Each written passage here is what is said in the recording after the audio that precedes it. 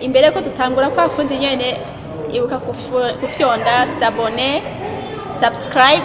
like cyane commentaire kugira ngo twumve aho tugeze twumve impanuro ya twese kuri jewe ni kuri wewe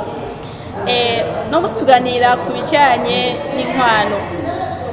inkwano ni iki mbega inkwano yoba ari kugura umukobwa complètement mbega ni iki nagashima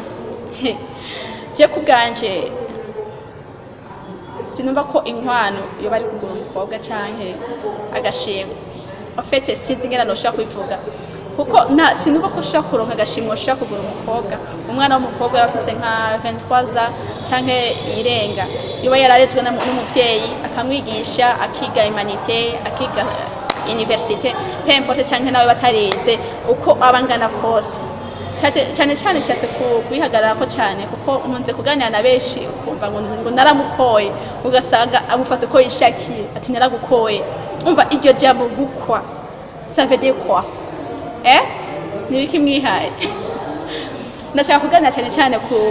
bijanye n'abahungu nkunze kuvuga ku bakobwa ariko reka ndabakore ko nabo keshi ikiganiro cyacu nkunda kuvuga ku bintu mba narumvise canke no byo bavyarankoze ku mutima inkwano ntabwo ari kugura umukobwa mbega ajya amafaranga woshaka kuvuga ati ngunda gusa umukobwa iyo bangana gute nko mu Burundi sinumva ko mworonka n'agashimo mushaka guha umuvyeyi baravyaye umwana umukobwa ushaka kuba watanze nk'akaroro 1 million ubona umenga n'amafaranga menshi cyane n'abacu bacera kuvunye sinzi ugasanga uraje ugiye kuri famille y'umukobwa narabibonye keshi ngo muzoteka mutegereza kuntekera eske iyo miliyoni harura wowe nyene miliyoni niki amafaranga ubusa ugasanga kandi ujya miliyoni washatse uzosanga uvuga ati umva umukobwa ategereza kuzana ivyombo ugasanga urukura mwobrisha nagenda vyuva heshi urukura mwobrisha ngo uzuzana ngo amasahane ngo ya kijambere ngo meza ngo aberanye nakabati ama hotspot mbega igiciro cy'ama hotspot urakizi urazi igiciro cy'amasahani isahani imwe isanzwe uvuga ati simple nyene uvuga ati iribashe pole ni 8000 aho rese shatse kuduga hejuru tumbwira amasahani ashaka gukwira akabati hotspot za makinyezi baye 40000 ngira pers ibiri ngira amasahani ngira ibikombe igress ikirahuri kimwe kigurwa 3000 ngira ibirahuri bishika kubeza akabati uko babingana bahungu ivyo mwihaye mubihagarike kuko nta mafaranga ushobora guka umukobwa edayer sinzi umukobwa mwibuka ko umukobwa umukoye ajya amafaranga ahubwo washatse bagufashe vyase ko ubigura ngo ubishire hamwe haba bikanka ko umukobwa umutwara uko nyene ariko iyo miliyoni yawe naco yofasha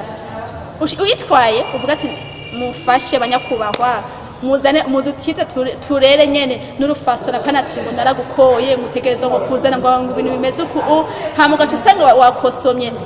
ibintu vyo mu nzu vyo mu kabati amasafuriya n'ibindi aho sinavuze n'ibindi bintu vyo heje abaplato n'ibindi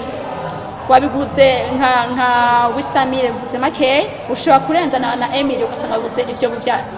Emily des wowe nawe wakoye imiliyoni ugatusanga rero aho rero ntibarakwakira sha utangura nimwe twakira tuzozana famille predote yabaye bakwakiriye wariye yankoko